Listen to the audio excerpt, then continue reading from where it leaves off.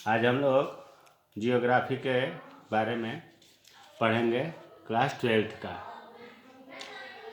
Class 12th में पढ़ने से पहले सबसे पहले भूगोल के बारे में इंट्रोडक्शन हो जाए। भूगोल का शाब्दिक अर्थ क्या है? भूगोल का शाब्दिक अर्थ मतलब भूगोल शब्द का अर्थ क्या है? भूगोल शब्द दो शब्दों से मिलकर बना है, भू प्लस गोल। भू का अर्थ होता है पृथ्वी, गोल का अर्थ होता है गोला। तो इसका मतलब हुआ कि भूगोल का अर्थ हुआ पृथ्वी के गोले के विषय में वर्णन करना।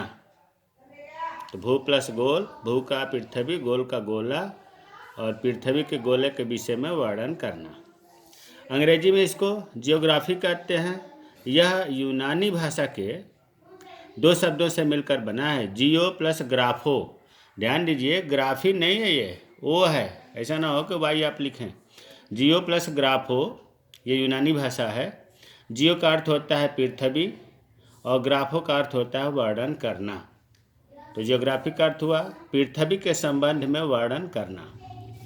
अब आते हैं फादर ऑफ जियोग्राफी, भूगोल का पिता। इम्तिहान में पूछा जाता है। बच्चों यहाँ ध्यान देने की बात यह है कि बहुत पहले हिकेटियस को भूगोल का पिता कहा जाता था। इतना पहले 500 ईसा पूर्व पहले। बाद में व्यवस्थित भूगोल के जनक इरेटोस्थनीज, ये नाम बहुत महत्वपूर्ण है, इरेटोस्थनीज। इरेटोस्थनीज का मतलब हुआ कि ये व्यवस्थित भूगोल। व्यवस्थित का अर्थ क्या होता है?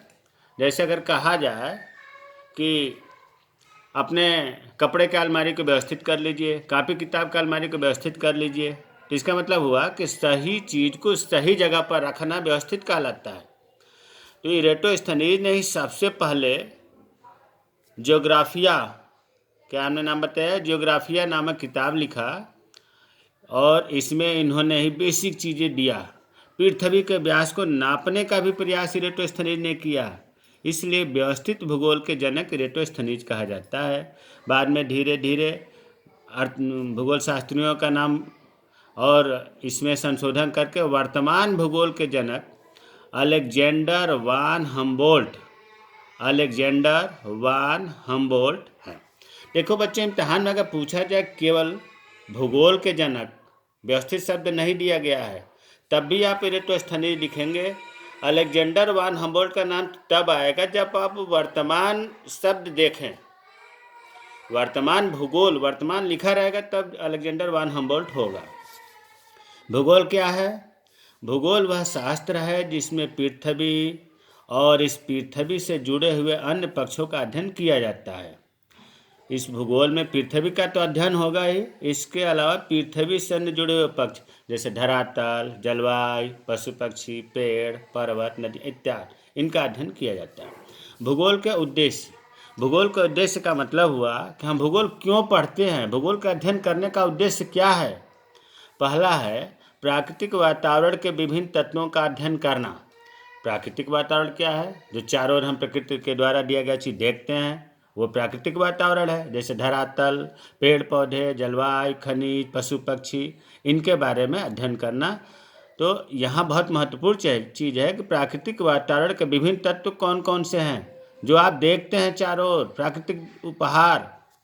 दूसरा, प्राकृतिक वातावरण के विभिन्न तत्वों का मानवीय क्रियाओं पर प्रभाव का अध्ययन करना।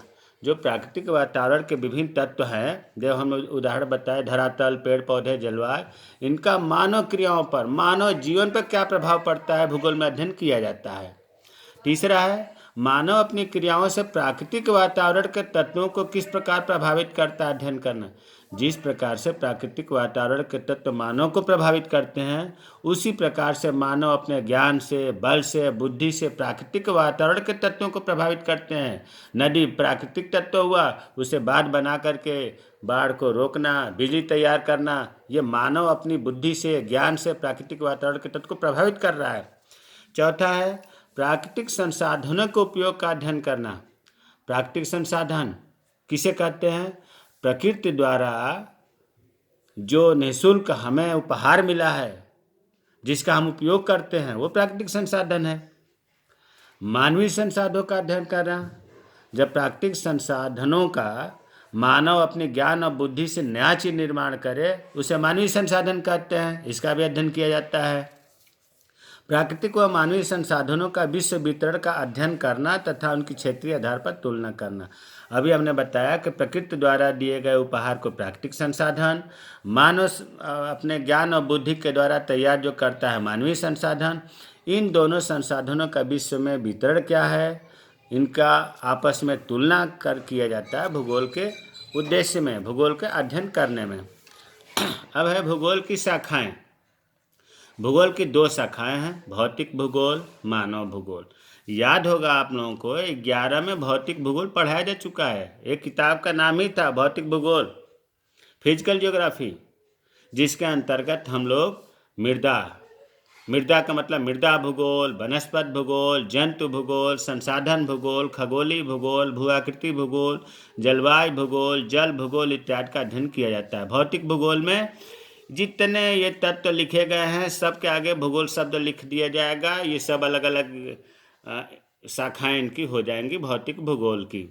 मानव भूगोल जो इस साल क्लास 12th में किताब का नाम है, मानव भूगोल के मूल सिद्धांत पढ़ना है। इसमें ये 12 में पढ़ना है, इसका आपको अब नहीं पढ़ना है, 11 में आप पढ़ चुके हैं। मानव भूगोल के मूल सिद्धांत, मानव भूगोल की शाखाएं, आर्थिक व वाणिज्य भूगोल, इसमें अर्थशास्त्र से व्यापार से संबंधित आर्थिक संबंधित अध्ययन होता है। सामाजिक भूगोल में समाज से संबंधित अध्ययन होगा। राजनीतिक भूगोल में राजनीति से संबंधित अध्ययन होगा। ऐतिहासिक भूगोल में इतिहास से संबंधित होगा।